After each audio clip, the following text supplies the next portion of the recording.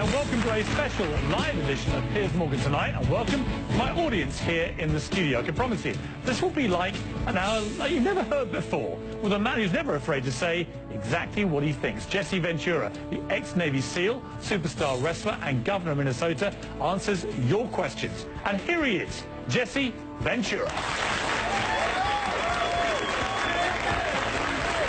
Good to see you. Good to see you. Thank you. Thank you.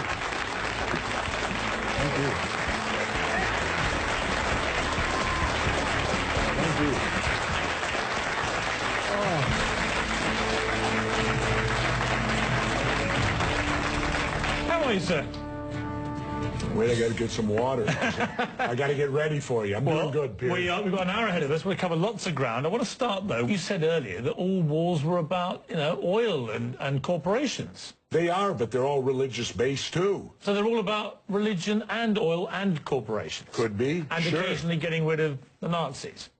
Yeah. So my point is, well, the wars can be over many things. The Nazis was religious too. Look what they did to the Jews. So that brought religion in. Vietnam was religious because Diem, our puppet president, and our country brought 100 Christian Vietnamese down to the south to be the government. Well, the southern Vietnamese didn't like these religious characters from up north, so they then became the Viet Cong. So all wars, pretty much in my lifetime, have had some religious basis, but certainly big business gets in there because wars are very profitable to certain big businesses. And, of course, big business needs to be in the Middle East so that we can get the oil out of the Middle East, so we can get the lithium out of Afghanistan. You know, they discovered a vein of lithium there they say is worth $1 trillion. Well, what is lithium used for? Every cell phone, computer, and soon-to-be electric cars. Let's talk about why we're really there. We're not there. How does any of these wars affect our freedom in any way? The United States is not in any threat. They're not going to do a Normandy invasion on us, Al-Qaeda in Virginia. No, but hang on, you're being slightly naive, aren't you? Because I'm not being naive, sir. I think you are being naive. No. Because I think that it's clear one of the main reasons that America went into Afghanistan was to try and get Al-Qaeda dismantled, the organization which committed the 9/11 atrocity. Really? Well, you don't think so? Well, how come Al-Qaeda put the heroin business out? They took all the poppy growers and stopped the production of heroin. What would you have done? Wait, now how much of that illegal heroin was propping up the international banks with laundered money, and when it dried up, the first recession happened? Well, now that we're back in there, we aligned with the poppy growers, and the heroin business is back up full swing again.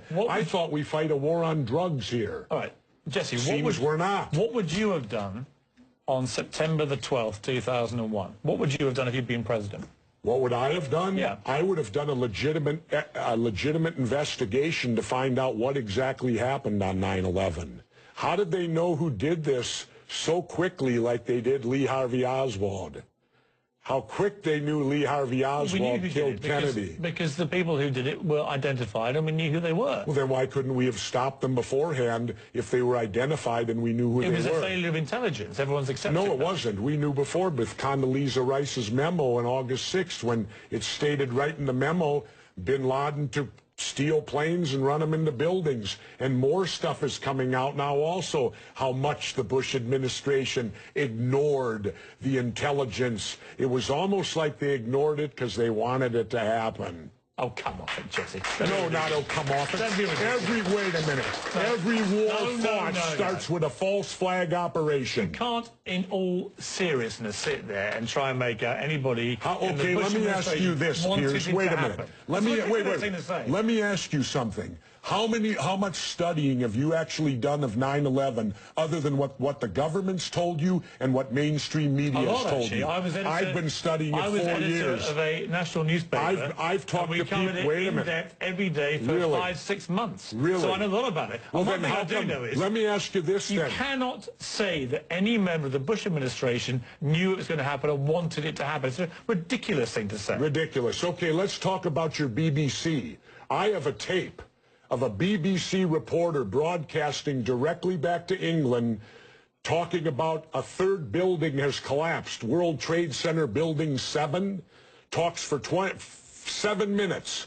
All the while she's talking, World Trade Center Building 7 is still standing right behind her. It didn't fall for another half hour, yet they were doing a pre-broadcast back to England that, yes, it's true, you need to that take this a break building here. Fell and it hadn't fallen yet. If you're trying to make out the British Broadcasting Company, one of the most respected news organisations in the world, was inventing huge buildings falling over, you need to have a break, Jesse. We'll come back after the break, and we'll talk about Israel and Iran. Are you kidding me?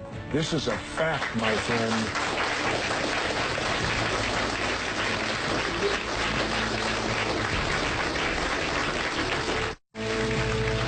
We left a fairly heated debate about various theories that you have about 9/11 and so on. Let's move on to... Oh, and the government only has a theory. Right, well, the government has... No, this is a theory. Their theory is 19 Islamic radicals armed with box cutters defeated our multi-billion-dollar air defense system, all while conspiring with a bearded guy in a cave in Afghanistan. That is exactly what happened. That's their theory. No, that's not a theory, it's a fact. That's their theory. No, Jesse, that's a fact. That's what happened. Really? Yes, I'm sorry to kill your conspiracy theories, but that is what happened. Then why haven't anyone been brought up for trial? Well, how many political offices have you held?